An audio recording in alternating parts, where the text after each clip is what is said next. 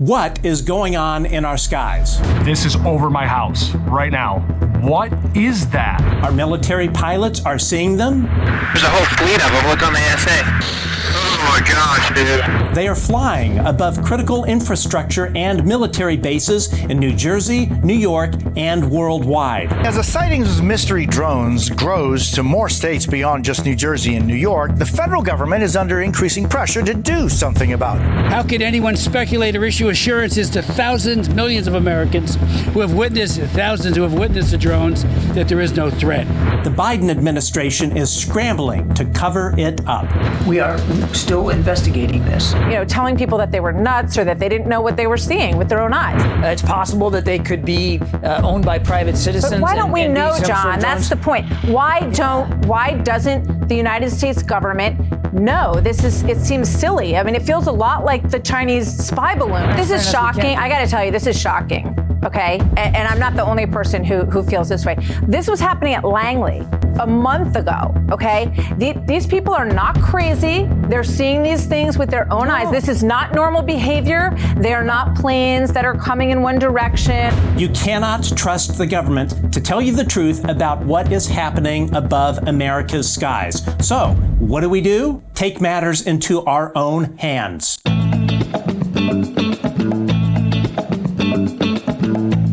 Welcome to the Good Trouble Show. I'm Matt Ford.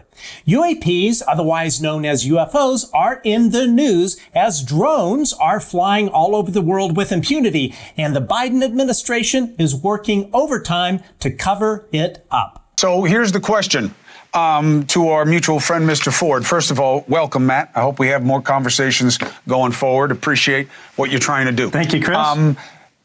Either they don't know or they don't want us to know. Which do you think it is, and why? Yeah, Chris, thanks for having me. I mean, really the takeaway here, when you hear the testimony from Officer Grooms, it demonstrates that the Biden-Harris administration is absolutely gaslighting Americans. I mean, just look at the clip that you played of Pete Buttigieg, making fun of it. So despite mounting concerns from local authorities in New Jersey and elsewhere, the White House is just not being honest with the American people. They want the Americans to think that this is something new. I think it was NSC National Security Council spokesman Admiral John Kirby said, we want the same answers as you do, but with Chris's story and others, it lays bare that this is a nationwide problem dating back to at least 2019, what occurred in Colorado and Nebraska. Just last year, December of last year in 2023, Langley Air Force Base was virtually shut down by massive swarms of drones. They had to relocate an entire wing of F-22 fighters. Just this Thanksgiving of this year, prior to what happened in New Jersey, these things began showing up over our joint Air Force bases in the UK. They are showing up at NATO bases in Europe and Germany. Andrews Air Force Base recently had to shut down their airspace. They are in Nebraska, New York. The drones over Nebraska in 2019, what Officer Grooms is referring to, these are virtually identical in description and behavior to what is being reported now. So Chris, it leads to the question, why the disparity in decision-making for shoot-downs between, what you had with the Chinese balloons and the drones? Both caused public alarm and concern. Why is the Biden administration now not reacting to these drones? Right. You have a New Jersey mayor who said they hovered over his home with the same seriousness as they did with the Chinese balloons. Why the difference? And it's just it's negligent, in my opinion. The Biden administration is not doing anything about these drones, or Jones, as I mistakenly called them on Chris Cuomo's show on News Nation, for that matter. The reason is simple. We cannot trust the government to tell us what is happening in our skies. So today, we have two guests that are taking matters into their own hands. They are scientific trailblazers in UAP research with a recently published paper in Scientific Research Publishing. Returning to our show for a second time with new UAP developments, please welcome researchers Gerald Tedesco, John Tedesco, and unfortunately Donna Lee Nardo was not able to join us today. Guys, thanks for joining us. Welcome back to the show. Absolutely. I'm glad I didn't scare you guys off. No, we survived it the last time. Actually, it was fun. Yeah, no, it definitely was. So, of course, the biggest news this fall was the Congressional UAP hearing, and I'm curious what each of you thought of it. What were your takeaways of the hearing? I thought it was interesting. I'd like to have seen more people testifying, but the people that testified were solid. I mean, with Admiral Tim Gallaudet and Lou Elizondo and Michael Schellenberger and a NASA expert. Yes, yeah. I mean, it's the testimony, like Gerald said, it was, it's solid testimony. Mm-hmm. I do wish there, more information could have been shared. I guess that's for a later date as far as, getting it into some kind of a skiff. Were there any bombshells for you as far as the hearing goes? Did it deliver, or was it a letdown? What were your expectations going into it?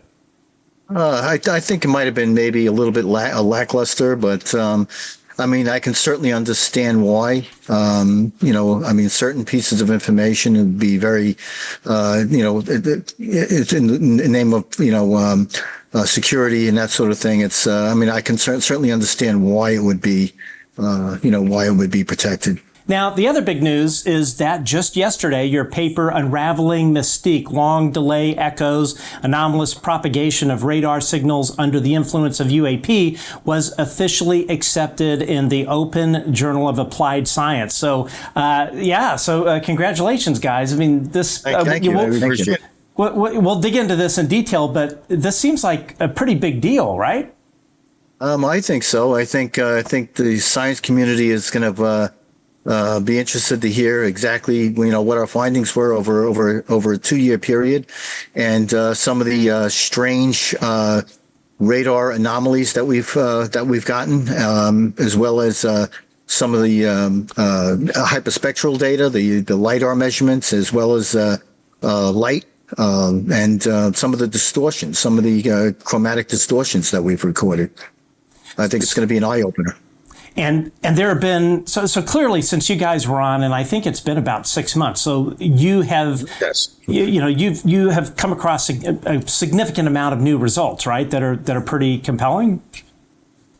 Yes, and what we've done is we've kind of focused on the instrumented data, quite a bit. We've set up a scenario where we've used ships as reference out at a distance roughly between 10 and 20 miles. And we've looked at the echoes, the return pulses from several different radar systems. We've studied this over a period of time, and we have some speculation, some conclusions on it as far as what we believe is happening. And this is obviously something that's going to have to be explored further and investigated further. But I think it's going to be, for some people, it's going to be quite compelling. Yeah, we wanted to propose a hypothesis for what we were seeing and dig a little deeper into the data we were getting that was anomalous. Got it. Now, and before we move on, I have to ask, are you guys in your basement or where are you? No, this is, we're actually sitting inside the mobile laboratory, Nightcrawler. And it's a little congested. You see instrumentation all around us here. It's there's not a lot of room to move with the kind of instrumentation we have. The instruments are pushing us out. And I have to ask, does it get like hotter than hell in there with all of that gear?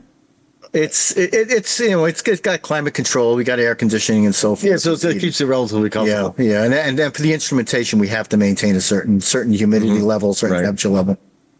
Understood. We certainly don't want anomalous readings on our measurements as well. To keep the humidity higher than 30%. lower than 30%. I completely understand. Yeah, before, I think it was about a year ago, I was running this whole show without an air conditioning, like individual air conditioning unit in my little home studio, and boy, it was getting pretty sweaty. So, since both of you guys are the authors of this paper, why don't you walk us through it? It's around what I think 30 pages long. Yes, it's a 30-page document. Great. It's Go ahead. I'm sorry. Yeah, no, please. Yeah, so why don't you go ahead and bring the document up on your screen and just kind of walk all of us through at home exactly what you're talking about, and of course most of us are not scientific individuals, so you might have to kind of dumb it down a little bit. But yeah, just walk us through with your findings. All right. So the paper, like I said, it's 30 pages long. It basically involves roughly about 2 years worth of our research out on Rob Moses State Park, a little bit out at Montauk as well at Camp Hero. Now, early on, when we first started the study, we're using an instrumented platform with 3 different radar systems. They're two marine-based 3-centimeter beams in wavelength. Then we have a millimeter wave, which is a portable system that we use down by the shoreline. And what we've been observing over this period of time is some interesting anomalies that affect the return echoes on these radars. So the radar, what it does is it puts out a signal, a pulse chain, and you have a scanner that rotates around 360 degrees. And what's happening is what we believe is happening is that these signals are coming back late or refracted quite a bit. And we define this refraction as unexpected field echoes or late or long delay echoes. And the long delay echoes are anything that surpasses the rotational speed of the scanner and the duty cycle in between the signal that would allow it to pick up these returns. What's happening is that some of these signals are coming back quite late. Radio waves travel at a certain speed. We expect it to come back at a certain point in time, but that's not happening. And what we do is we observe the certain signals in there to look at this stuff. Now, this goes back, the theory behind this, and some of these anomalies have actually been recorded since the 1920s. This is something that has existed, for radio engineers for quite a while, and it hasn't really been satisfactorily explained. There's some theories that it bounces along the atmosphere. Sometimes it can make its way completely around the planet and come back. But the only the issues with that is that these radio waves would be suppressed. They'd be attenuated quite a bit, the energy levels. This is not happening in this case, especially signals that are coming back so late that they're in seconds rather than in microseconds or nanoseconds. So they're very, very long delays to them. And what we found is that these objects themselves that are within our line of sight, we train our radars out on ships out on the horizon that are roughly about anywhere between 10 and 20 miles away. And whenever we have these anomalies on the radar, it's always in the vicinity of an anomalous object that seems to be in the line of sight with the radar scanner, our viewpoint, and the ship itself that's out at sea. And what comes back is something interesting. It's we've discussed it with some of the radar manufacturers, and it doesn't align with the typical interference patterns that you would get on a radar that would be induced by the environment or other reflective objects. This is quite different. And what we believe is happening is that there's some kind of possibly a gravitational lensing going on around these objects that is interfering with the returns in the field of view, and doing so in such a way that it causes these returns to come back late. I know there's been some studies about GPS signals as well. doing the same thing. They're actually delayed, and they cause a staggering of the ADS-B signals that are being monitored by sometimes the towers and anybody else that has ADS-B capability, which is looking at that those tracking signals between the planes, the towers, and of course the receivers. So this is something that we've, like I said, we've encountered for over 2 years now. And there seems to be some statistical significance to the number of times that we're seeing this in the company of these objects, these anomalies that we're seeing. Sorry to interrupt, but describe exactly what you're seeing as far as anomalous objects when you're getting this kind of weird radar behavior. Right. So in the document itself, we show a map of Long Island, basically where we're seeing them. There's two different locations, primary locations. One is on the South Shore on a barrier island called Robert Moses State Park. The other one is at Cedar Beach on the North Shore, which overlooks the Sound, the Long Island Sound. In both cases, we're seeing these anomalies periodically. And whenever these anomalies are like I said, in the field of view of the radar pulse, the radar transmission, we have these returns, these distorted returns, which is producing what's classified as an interference pattern. Are you seeing orbs? Are you seeing solid craft? What exactly do you see? Most of the time, what we're seeing these orb-like objects, or as we described them. When the luminosity drops, they have this polyhedral type shape or structure under them. Right. So this is an example of one. There's a fishing boat out on the ocean on the horizon. The fishing boat is out there, roughly about 1,600 meters, and there's an object that is between the fishing boat and our line of sight with the radar. The object itself is not as far out as the fishing boat, but it's within the line of sight between the fishing boat and the radome antenna. Okay. So it's between your eye point and the boat itself. So it's somewhere in between. Exactly. And the paper explores, fairly technically what's going on with the radars themselves. This is an example of a millimeter wave radar. This is a portable radar system. This is in the 8 millimeter band. So they're very, very, very, very short wavelength beams, and we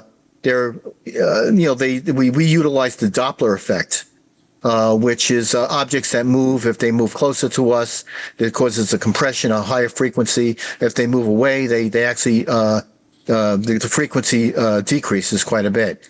And we can tell the speed, we can tell with certain characteristics, we can tell the distance of the object from where we are.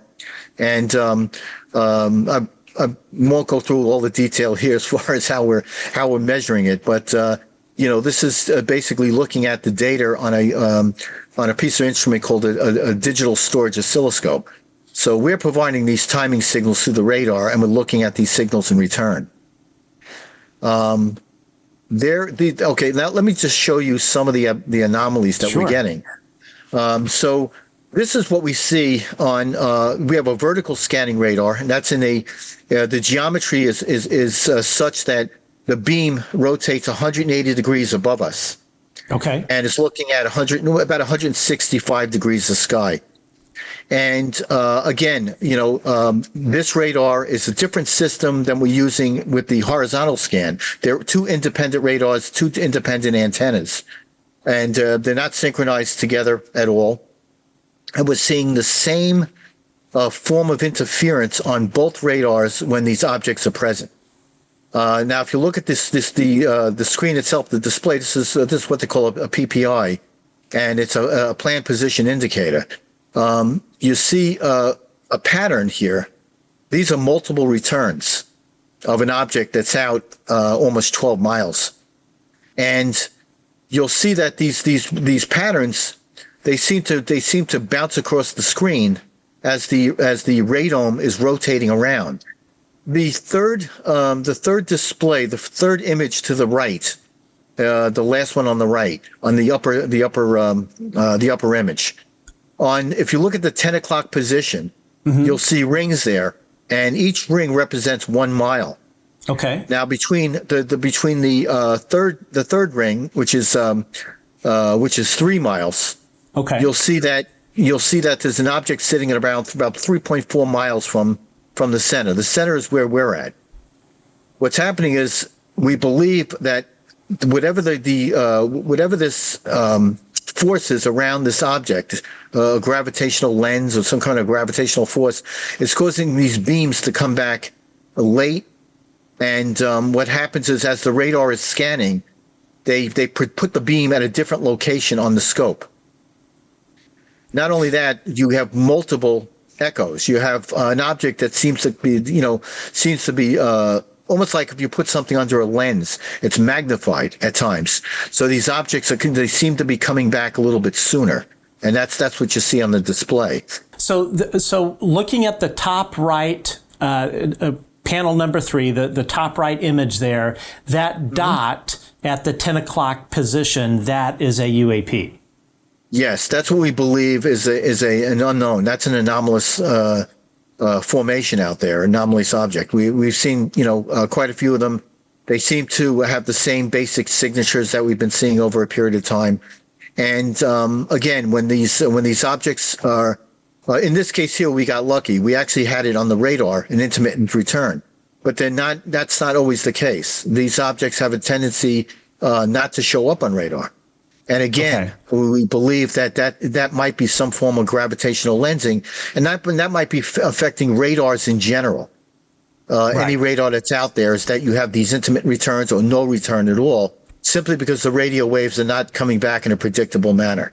Now, with that particular image there, the one on the top right, the dot at the 10 o'clock position, did you guys make visual contact of something while you were taking that image? Yes, every one of these objects, what we're doing is we're looking at when these anomalies occur. We're looking at the sky in detail, with our hyperspectral cameras. So if it's something we don't see visually, we might see on the IR, the near IR, the shortwave, the deeper IR. Okay. Sometimes they show up visually and we can see them. But as long as they seem to be in the line of sight with between the radar scanner, the antenna itself, and the target, that's when we have these anomalies occur. And I would say out of 30 different measurements that we've had roughly about 18 that have come back with this anomaly, and which is statistically significant. Okay, yeah. So walk us through some of the other images there, if you don't mind. Go back to the radar. I'd love to see a little bit more. If you could explain maybe a couple more of the panels that you have there as examples. Sure. So these are 6 different cases that we've analyzed. The first you'll see this pattern, this Y pattern. Okay, that's showing multiple reflections and multiple echoes based on time and distance, which is interesting. And which image here out of 1 through 6? It's the first image on the top. Okay. The top left. The left here. On the left, yeah. So you have on the left part of the screen here, you'll see it says 8 nautical miles. Right. Each ring represents a 2 miles of distance. Okay. So from the center out, you have 2, 4, 6, 8 miles altogether. Okay. In these rings. So we don't have a defined location. We don't have a defined distance, simply because we're getting this interference that is producing these anomalies on the radar on the PPI. So basically, so what I'm seeing here, so the dotted line at say like 4 o'clock and like 8:30, those are the anomalies. Yes. You got one that's a little after 12. You have the other one at like say 8:30 or 4 o'clock. Oh, I see. On either side. Yeah. So those are the anomalies. In the bottom, we have different sporadic patterns, and the patterns themselves are closely grouped. And here we have on the lower left we have a scatter pattern. Okay. Which produces it's a single scatter, but it's in the wrong location. The object that we saw was actually north of the antenna, and this is occurring. This reflection is occurring more towards the west southwest. Got it.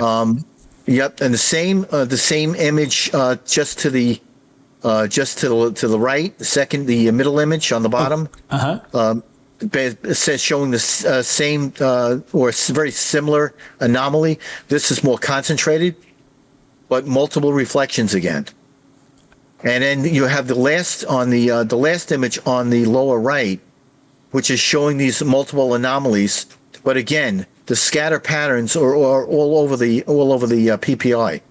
They should be one. There should be one object. Obviously, there's quite a bit of interference going on here, and it's these are we believe is due to late reflections, and this is something we've analyzed we look at the INQ signals coming back off the off the IF part of, they call it intermediate frequency part of the radar.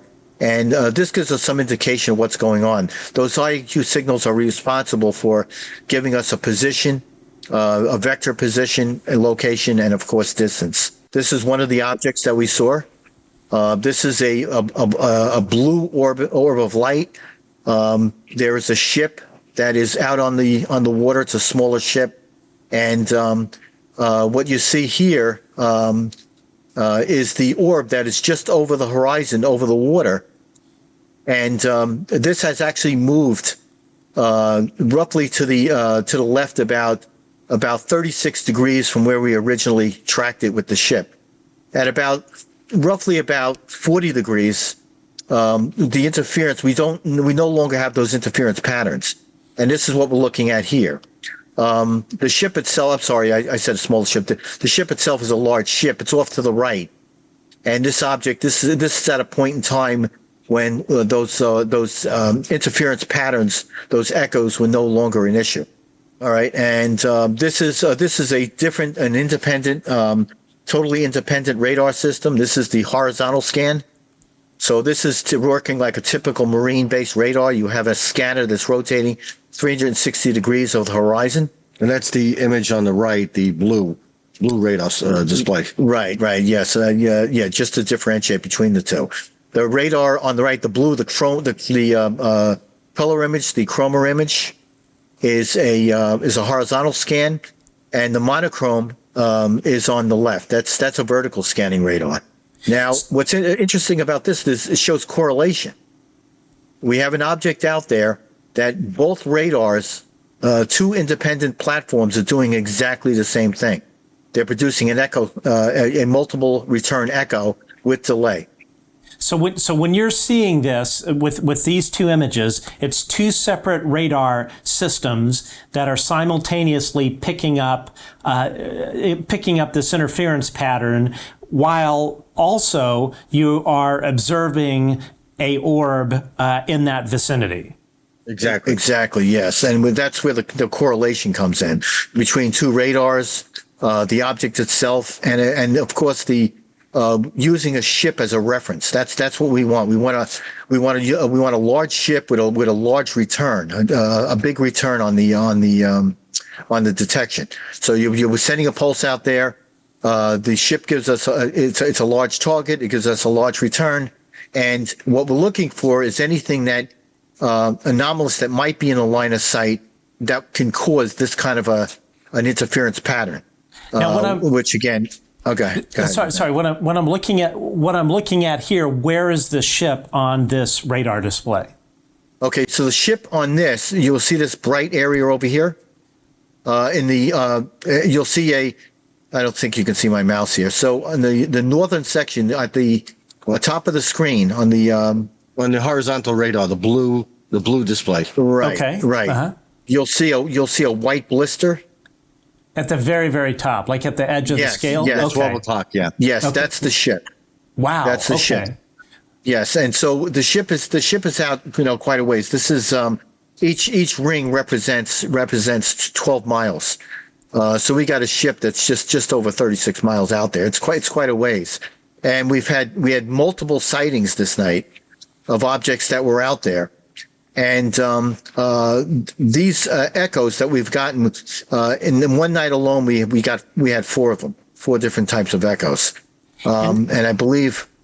Go ahead, Matt. I think you want to say something. I was just going to ask, what is the length of time that this interference pattern is present in the radar display on average? It seems to be only apparent when the object is in the line of sight.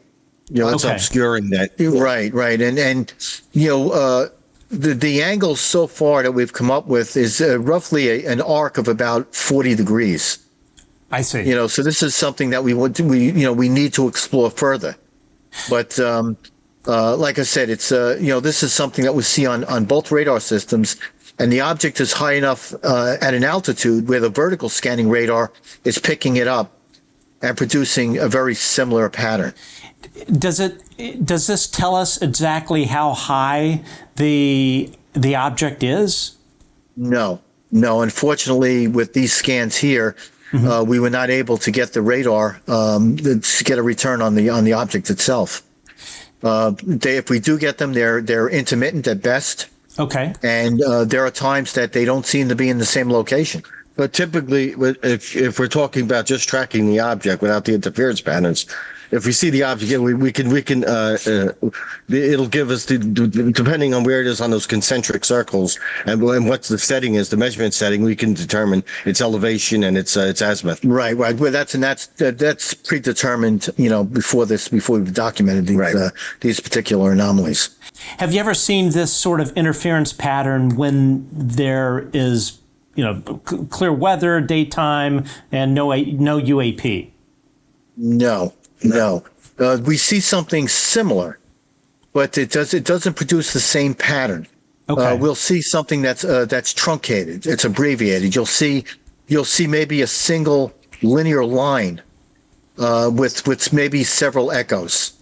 Okay. But never to a point where you got as many as we've counted as many as 30 echoes within that beam.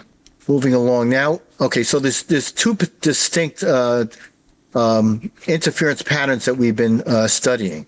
One is we classify as UFEs, the unexplained field echoes or unidentified field echoes, and then we have this one here, this pattern that you're looking at right now.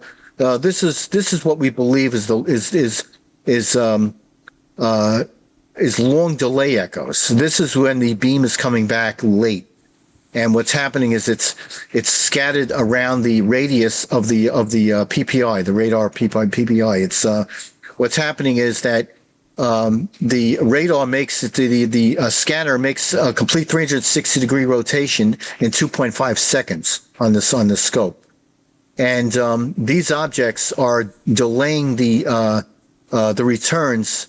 That misses that. There's a 5.2 degree window. A small wedge, and then that reflects the horizontal degree of the antenna itself. So, in other words, the beam exits the antenna, and the antenna gives it a 5.2 degree angle between edge to edge, and within that 5.2 degree, that arc. 5.2 degree arc is rotating at 2.5 seconds every scan, every 360 degrees of rotation. So these signals, if they miss that window and they're not picked up by the antenna, they could be picked up or ignored, or like say ignored or picked up the second or third or fourth time around. Okay. And this is what we start to get these long trails, and we've seen it recently. Even after this document was published, that these trails will go completely around the scope, 360 degrees without any breaks. Yeah, basically it's a delay. If we're using a ship as a reference point, and these objects are obstructing that or obstructing or occluding that view, but it's it may be delaying the return signal, and it's what you're doing is you're getting a long. It stretches the object. It looks like it expands the object. Whether it's a ship, it'll stretch it along, so you get a long, solid return. And again, what I'm looking at here, so the kind of like arc returns. So on the top left one, the arc return that I'm seeing, sort of like between 10 to midnight. That's an interference pattern, as well as what's almost mirrored at the bottom. Exactly. Okay. It's and it's in that radius. It always stays within the same radius. So in this case here, we're looking at 8 nautical miles. It's two nautical miles per ring, and you have 1, 2, 3. You got 4 rings altogether. So this object is just over 6 miles. It's roughly about 6.4 miles. Now, is the object, just trying to understand what I'm looking at here, are there 2 objects? Is there one at the top of the display and then one behind you? No, that's the distortion that you see. That's an interference distortion.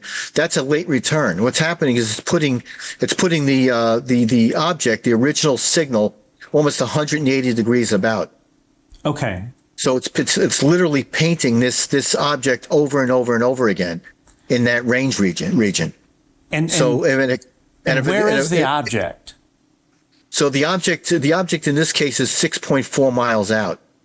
Okay. If you look on the right display, the PPI, right, you'll see on the roughly the 1230 position on the top. Right. You'll see a small object. Actually, it's not small. It's quite a large object. It's a large ship. That's the original target. Yeah, it's almost at the 1 o'clock position, actually. Right. So, but what you're seeing behind it, that trail, that long trail, those are echoes. Those are either delayed echoes or they're propagated echoes that are being picked up with multiple scans of the scanner, the rotating scanner. All right. So the next 2 images, you're looking at a second type of interference pattern, which we believe is an anomalous propagation of the radio wave. This is something that we believe is an LDE, or long delay echo. Okay. And of course, again, this is something that, has been around since the 1920s with radio engineers. But of course, with the advent of radar, it's visualized in such a way that you can see multiple echoes being traced behind the original targets. So if you look at the right image, the chroma image, okay, the blue image on the right, which is the horizontal scan, right, and at roughly the 1 o'clock or 1230 position, you'll see an object that is on the it's on a set of metric. It's a metric grid on the edge of the scope there, giving an indication of angle. Okay. So that object is sitting right on the grid. That's the ship. That's a large ship that's out there. Behind the ship, what you see is to the right of the ship. Yes. So in this case, to the right of the ship, you'll see multiple echoes, multiple echo returns. And the reason we believe that you're seeing that is because the radome antenna, the scanner within the radome antenna it's rotating at its 2.5 seconds per revolution. And it's catching these signals coming back late. Now, this is something that we've actually been able to visualize on another piece of equipment called a DSO, or a digital storage oscilloscope. With that, we can actually see the timing relationships of the signals that are coming back, the transmitted signal versus the received signal. And there seems to be an odd number of returns coming back when we're looking at these returns with an anomalous object in the field of view. And this has happened many times. In this case here, what's happening is we believe that these returns coming back late are actually tracing an outline around a range ring, and sometimes almost completely around the circle radius there, the complete circle along that radius. So we might have this dark area that you see, this reddish area, well, run completely around the PPI display. Okay. And actually meet up with the target again. And that red is indicating a solid target. Yes, that's a solid return. If we're looking at weather phenomena, whether it's cloud bases, or we're looking at heavy sea spray or rain, those targets are generally grainy. They don't have the kind of energy coming back, so they'll be painted on the screen in much lighter colors, actually towards white.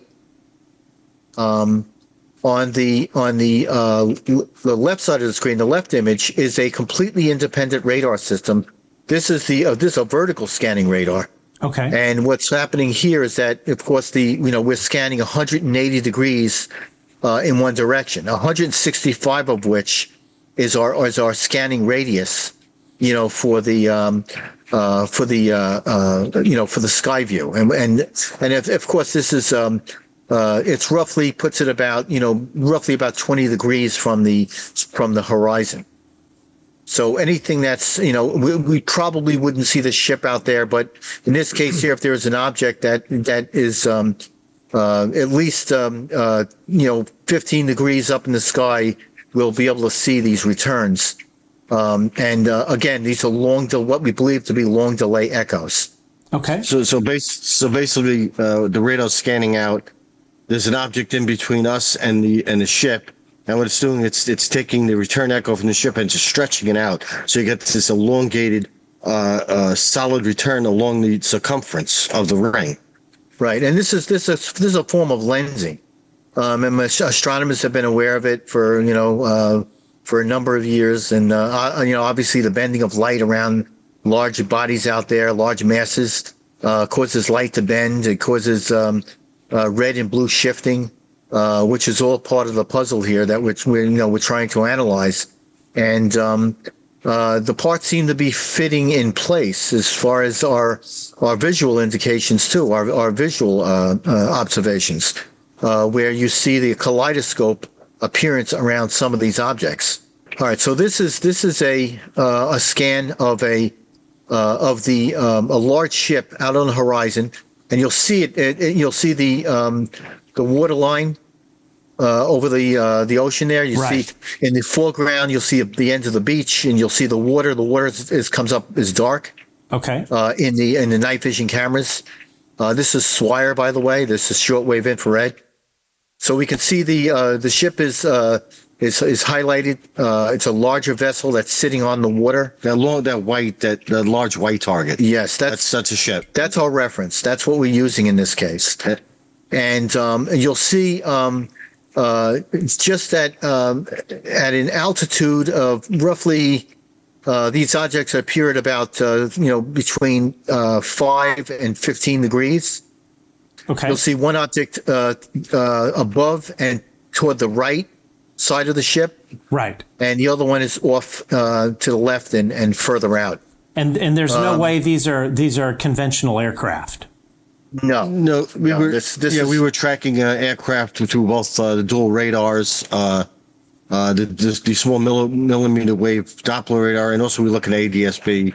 Yeah, and all the we will also look through the hyperspectral cameras, so we can see navigation lights and even the silhouette of an aircraft, because we're also using a thermal. Right, and the key here is that with the hyperspectral cameras, this is the only way we can see these objects, the only way we can visualize them. Were you able commercial airliner? Were you able to see the ship to your naked eye? Yes. Oh, yeah. The ship was obvious. That ship was visible, but these two objects weren't. Okay. They could only be seen in the infrared. Yeah, the ship was well lit. The objects themselves were not visible at all. And, we actually had to look at it in the shortwave infrared camera. Mm-hmm. And the shortwave infrared is anywhere between 1,200 and 2,500 nanometers in wavelength. All right, so this is a reference. This is the scanner. This is the antenna.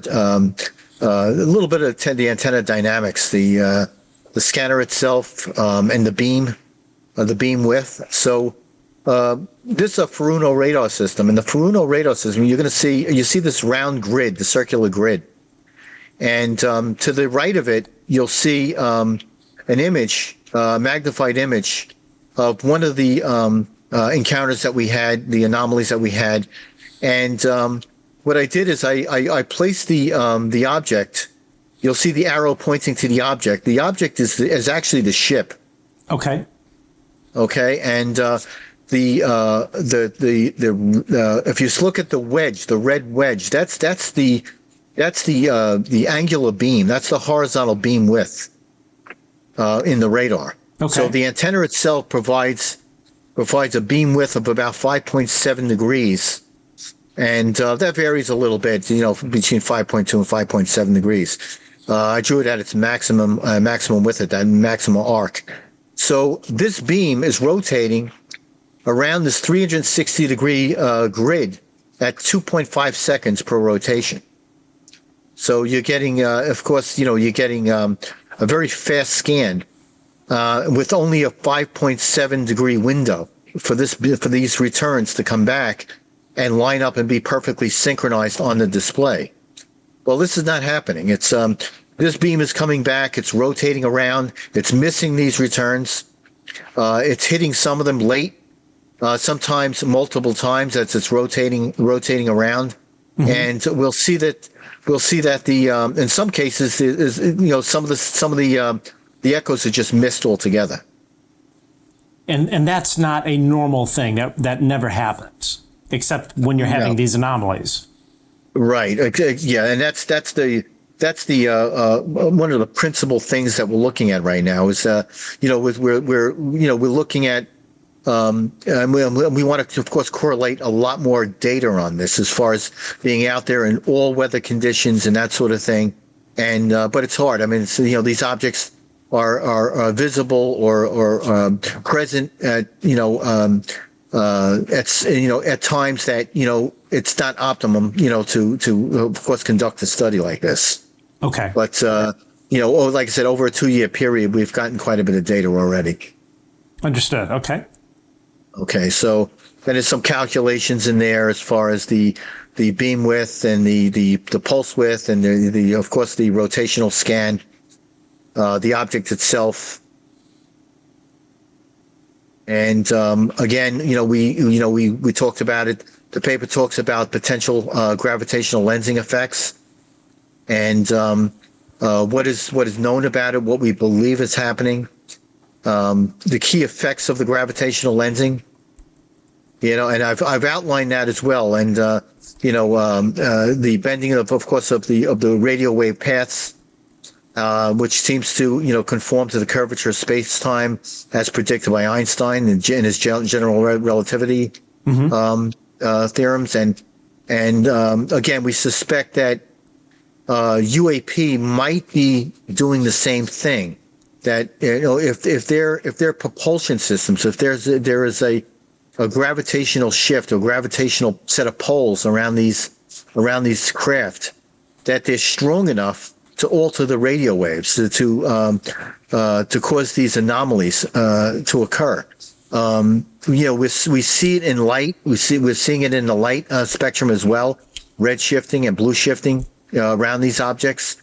Of course, some of the LiDAR measurements that we've gotten have come back late or early, sometimes bending of the beam, moving the beam across the path of these objects. And they all seem to indicate that there's something else going on here, and we believe it's this gravitational lensing effect.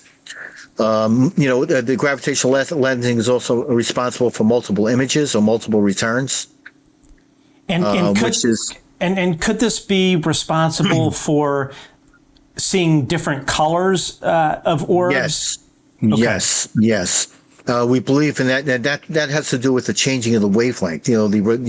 With a gravitational field, and of course the rotation, the motion of rotation. If the object is rotating in a way where it's rotating towards the viewer, towards the observer, they seem to blue shift. And if they're rotating away from the observer, they redshift, indicating this kaleidoscope pattern as they're rotating. Now we've actually looked at many of these with a tracker software, and we're looking frame by frame of these of this video. And if the video is scanning at 60 frames per second, we're looking at 60 frames of video, and we can actually see this rotation and see this color shifting taking place. So we believe they're all related, and of course this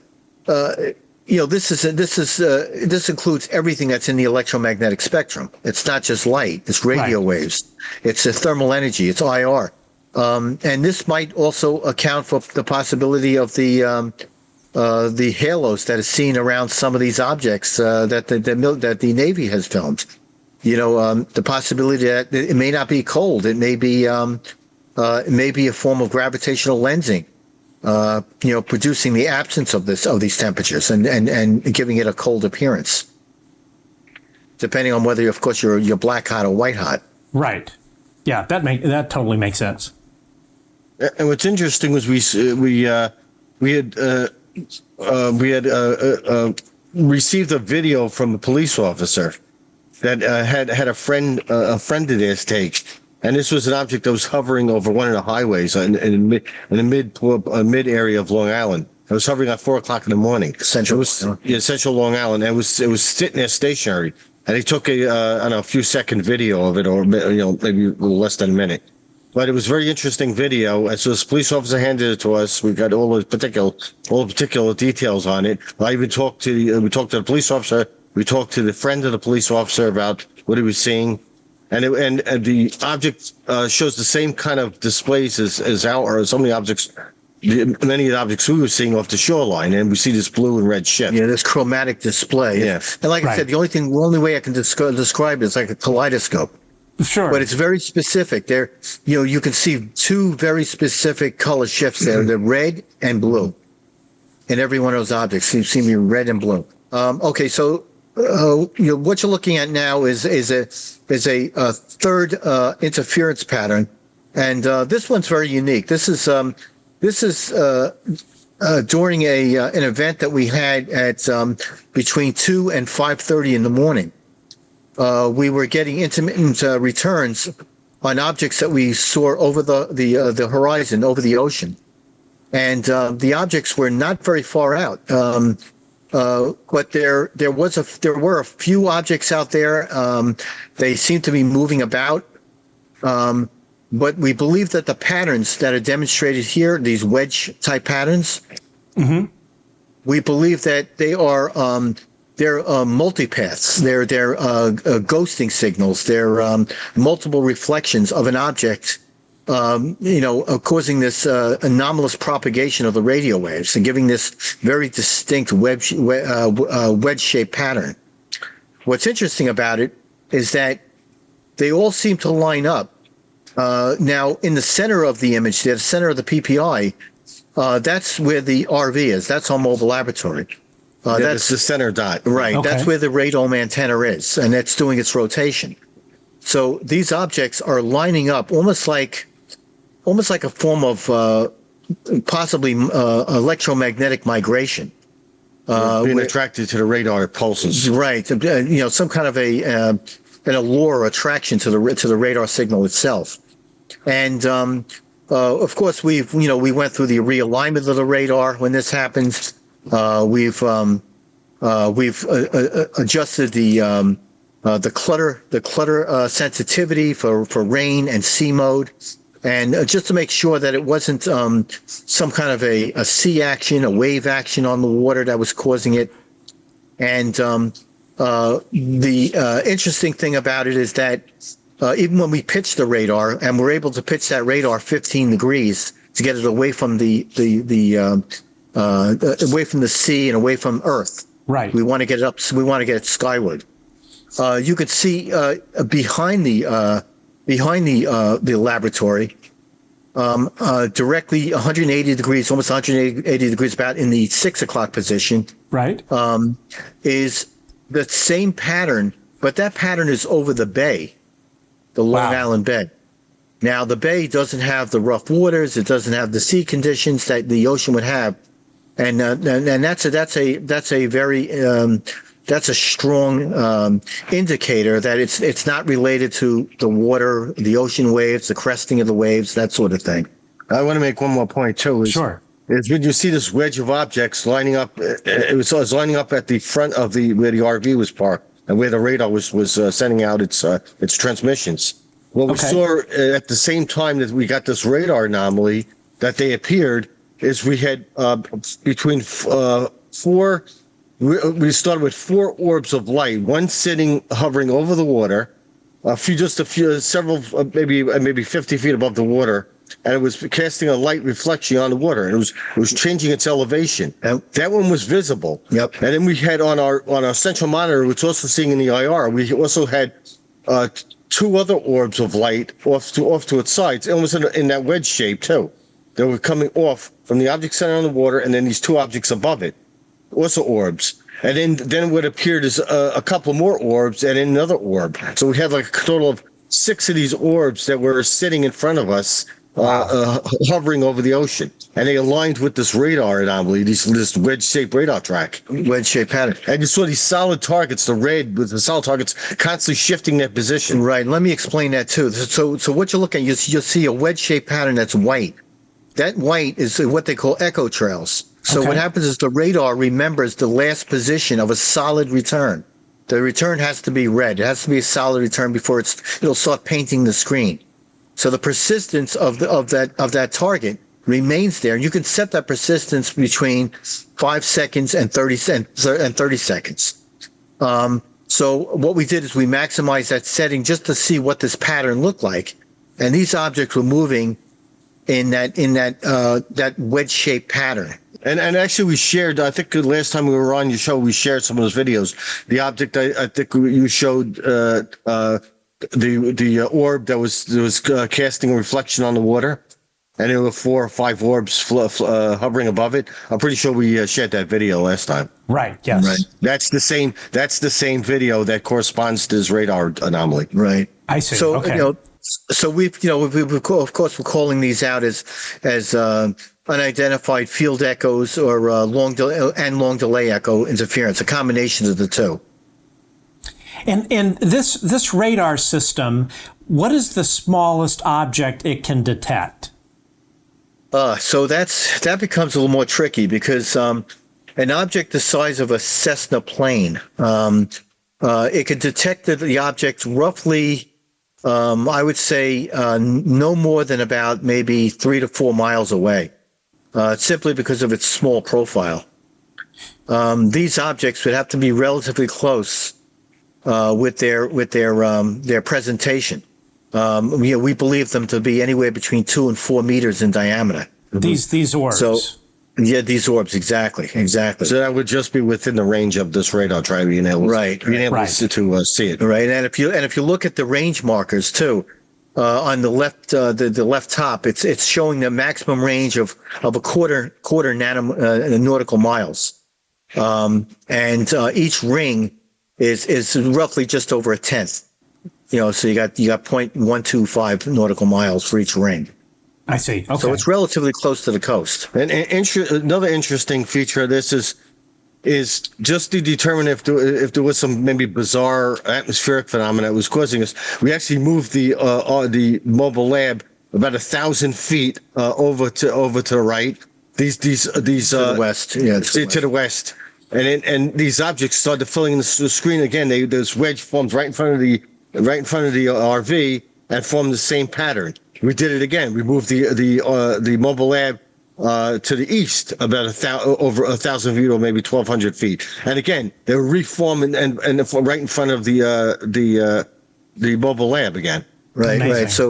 Right. So they seem to track our location, and the same thing we can say visibly. The object that was over the water that we could see with our eyes seemed to change its position also.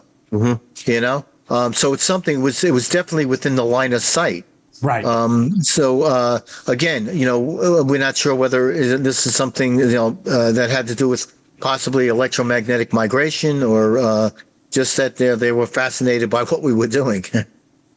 Well, at least showed some awareness that we were there. Because it appeared straight in front of us. So a big portion of this paper, a lot of it is theoretical, involving of course the operation of the radar, some of the spectrum data.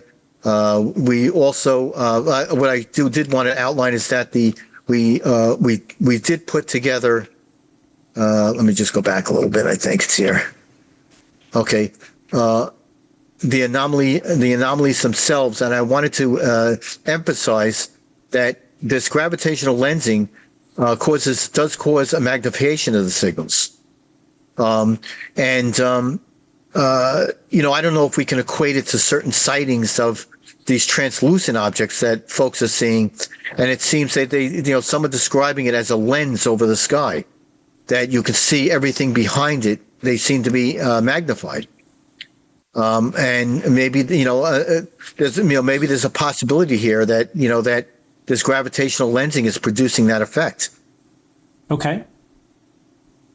So we go through, of course, redshift and blue shift. What is occurring and how we're relating it to large massive objects, concentrated gravitational force, possibly a wormhole, or even a UAP producing a wormhole. I'm just completely blown away, but not surprised at the level of detail, the level of scientific analysis and engineering that has gone into this. It's really just off the charts. This was a lot of work. Right. I can tell. We used three main data points. It was the radar data, it was the LiDAR data, and our multi-spectral camera data. Right. And we're going to show that. We're going to show that next. But we're basically we're opening up the conversation here. We want academia to weigh in on this. We've talked to some folks, but we want them to weigh in on this too. And this is where we need to work with people in the academic community, physicists, astrophysicists, that sort of thing. We actually presented this paper to Kevin Knuth. Oh, great. He's reading it right now. Right, oh, fantastic. Right. Yeah. So, all right. So this is the police officer video that we used as a reference, and we have ours in here too. But this is typical. So the object is magnified, and this is in the visible light. This is in the visible portion of the spectrum. So this thing was rotating at a rapid pace. The police officer, or I'm not sure if there's a bus driver, Joe. Yeah, it was the police officer's close friend who was a bus driver. Oh, okay, right. That's what it was. Okay, it was 4:00 in the morning. Right. So the police officer handed off this video to us, and knows this person very well, the bus driver. Yeah. So the police officer vouched for this. Vouched for it. Yeah. So and I had a conversation. We had a conversation with both parties. Yeah. So what you see an object that was over central Long Island, over an area called Middle Country Road. And this object was just out there rotating around, producing this incredible kaleidoscope, and that brought his attention to it. They took his camera out, got out of the bus, and started videotaping it. Or video recording it, not taping it. I'm kind of dating myself here. Mm-hmm. So you see the object. You'll see two distinct things here as far as chromatic display. On the left side of the object, let's start with the first one. On the left side of the object, you'll see a reddish hue to it. Yeah, you'll see the white core. Uh-huh. It has a geometric shape. If you look, this whole object sort of looks kind of like a polyhedral, three-dimensional shape. Right, but unfortunately, it's cell phone video. It's compressed and it's distorted quite a bit. Of course. On the right side, you'll see you see a shift to blue.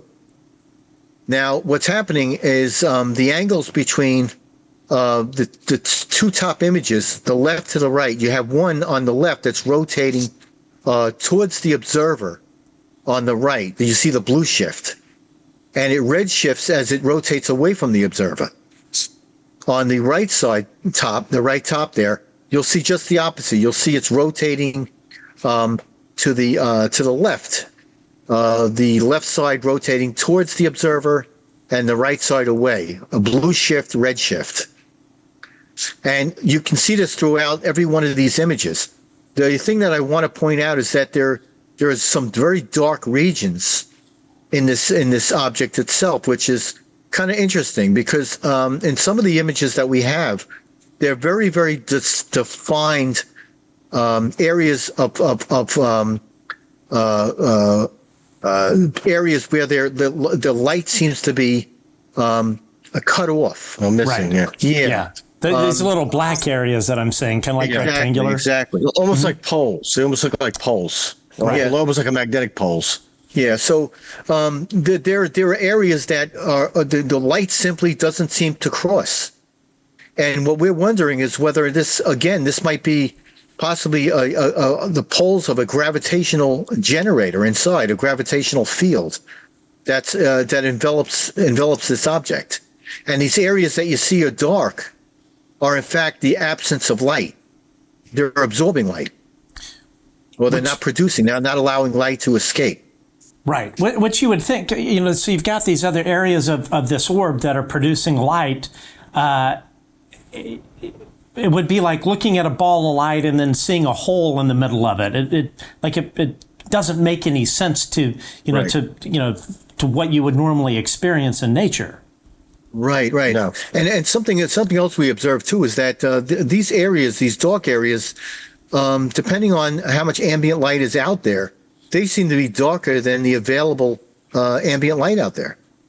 They're extremely dark regions, and we've looked at these numbers. We've looked at the IRE units, which is intensity units, right? And we see these amplitudes are deeper. They're deeper than they are with the rest of the sky, the rest of the environment around it. Which again makes absolutely no sense in terms of what you would visually see. That is not like something you would normally observe in nature. Right. Yeah.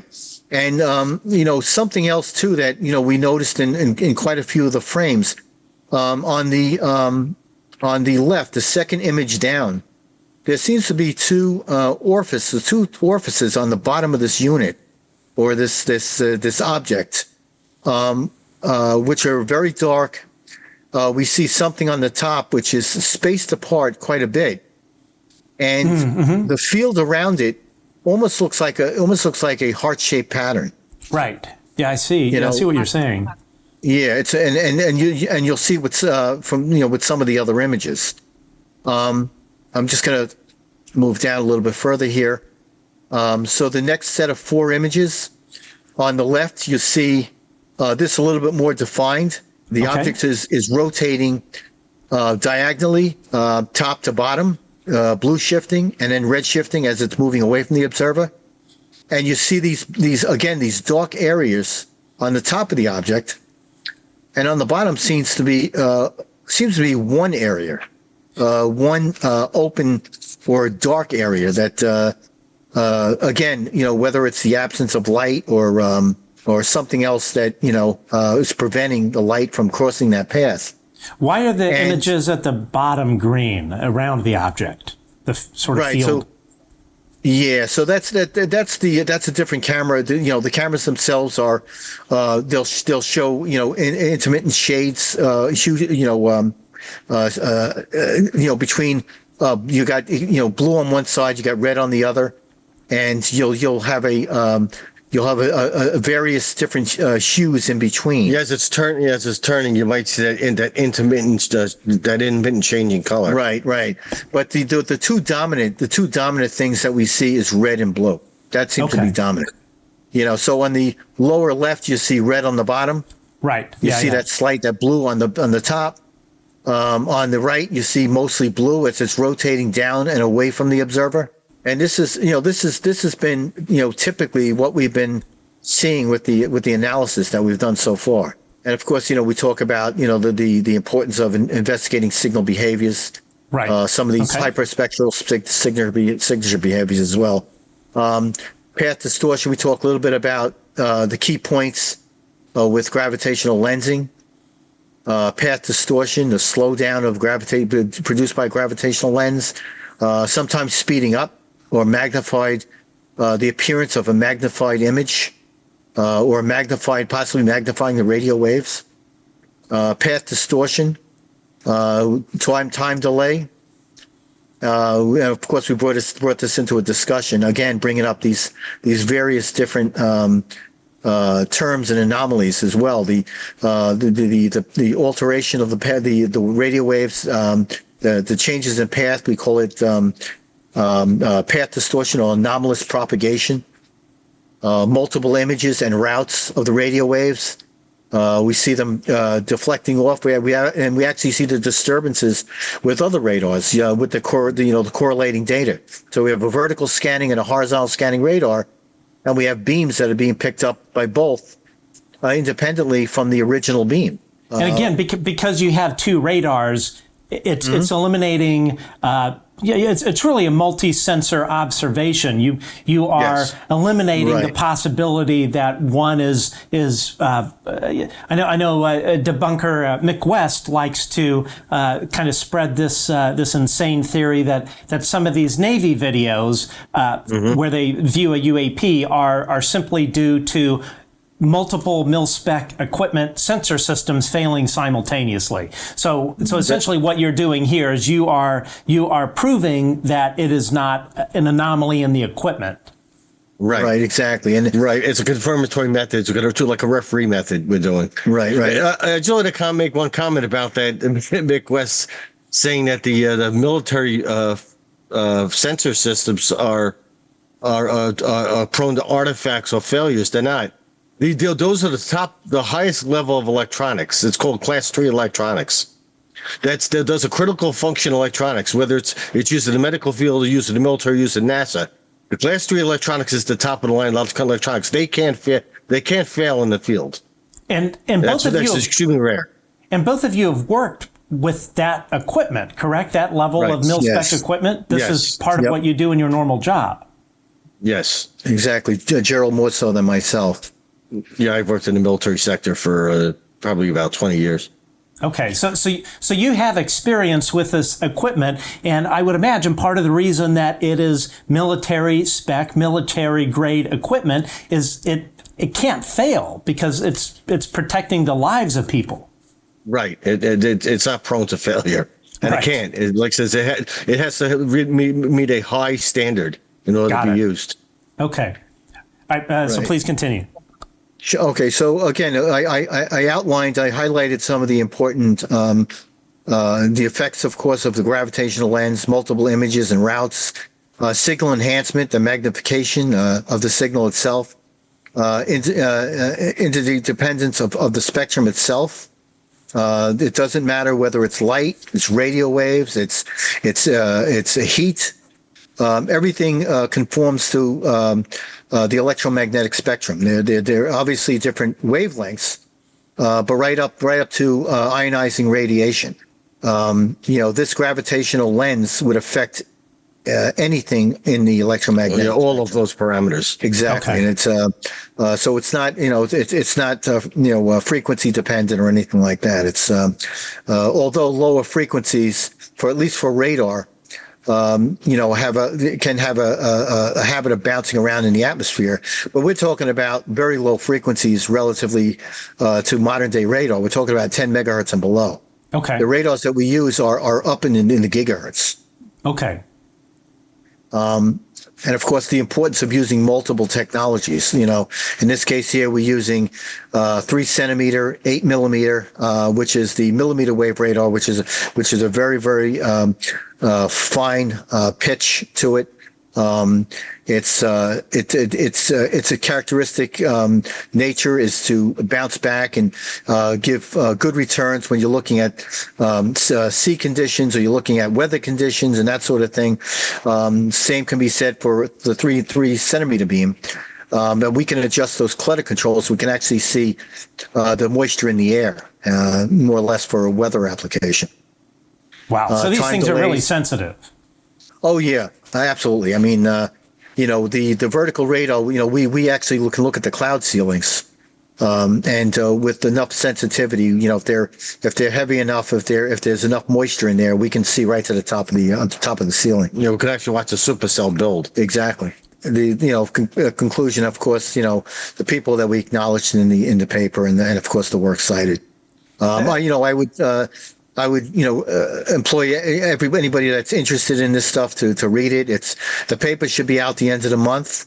It's also on our web page, which is the domain name is Nightcrawler, all one word, Nightcrawler, eyeonthesky.org, and they can read this in paper in its entirety. How long did this paper take? I mean, this level of scientific detail is, like I said, literally off the charts. How long did this effort take? It's a culmination of research that we've done over 2 years.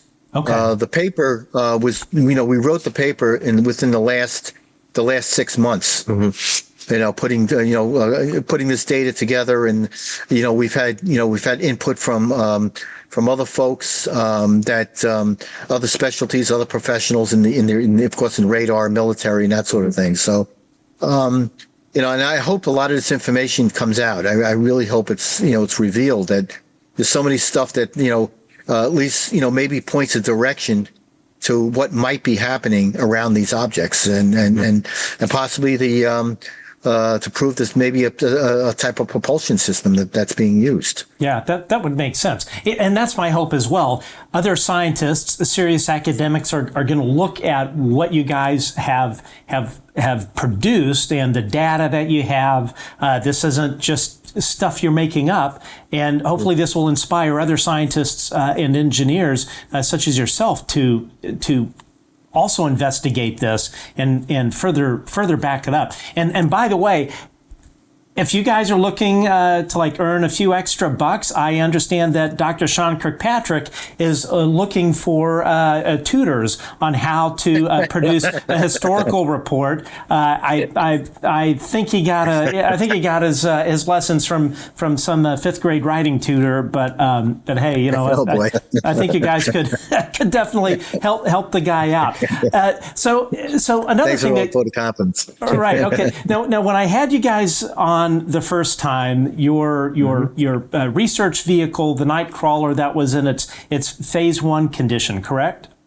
Yes. Okay. And then what we are viewing now with this report, these are all phase 2 sensors, correct? This is phase 2. Yes. This is actually we're down to up to a third generation sensor system.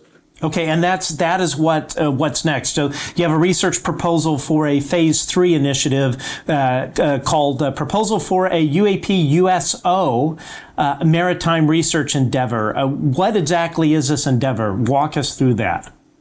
So what we want to do is we want to take the show out on the road, so to speak. It's out on the ocean, basically. We want to expand this to USOs as well. We want to we have some data on UAP. We want to see if the phenomena USOs can be examined with the sonar type equipment underwater. And this research venture calls for some kind of a platform or a boat of some sort, a ship that would get our equipment out there. And what we want to do is instrument this boat with the latest sonar equipment, remote operated vehicles to look under the water. We want to use side scan sonar. We want to use OmniVision or OmniView sonar systems, which looks at 360 degrees under the water at a depth of 3,000 feet. And we want to take it out towards the deep water trench, as well as, of course, the intercoastal waterway on the east coast of the U.S. There seems to be a lot of activity on the shorelines, especially if you listen to Richard Dolan and what he's written about, and the fact that he believes that a lot of these objects are more prevalent on the coastlines, and may even be over the water. That, of course, we don't have lots of observation over the water, but judging by what the Navy pilots have been seeing, we want to see whether or not there's much more to be explored out there. And there's definitely an affinity for the water, because we're seeing these things along the coast, and we're seeing them covering up over the ocean. Right. And they're actually coming down over the ocean. So if we could retrofit a boat, probably a small motor yacht, and we could completely retrofit that with the equipment, that would do the trick. And we're talking about a small yacht. We're talking about something like 35 feet. Yeah, 35 to 40 not, feet. not an Elon Musk yacht. No, nothing like Yeah, like a 35 to 40 foot vessel. Yeah. But that would suit our purpose. Right. Of So, course. and again, it's the, we want to, we want to instrument this vessel with the latest radar equipment, the latest sonar equipment, communications equipment, and we want to use the AI applications with this, and spend some time out there and see exactly what the behavior is like. How much? It's Yeah, ahead, no, please.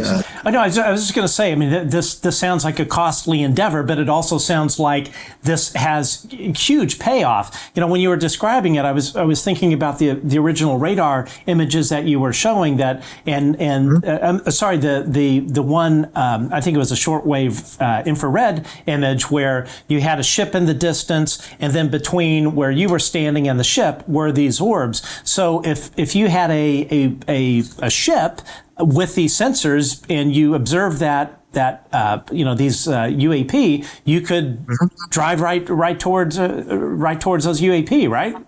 Exactly. And it's still a coastal, if it's a coastal phenomenon with it, this, we can explore the coast. We can, move this thing down to, far down as Florida and, up to New Hampshire and so forth. And it's, wherever the activity seems to be, that's what we want to explore. Like this whole Jersey thing that's going on, New Jersey, we'd like to get our RV out there, the laboratory, mobile lab, and use some of our senses to see, whether or not it can be identified. We're actually planning that. We're thinking about doing that during the Christmas week. Great. It's probably getting out there for overnight and see what they're seeing out there. Right. Great. So, we of course want to reach out to the authorities and get certain authorizations to do that.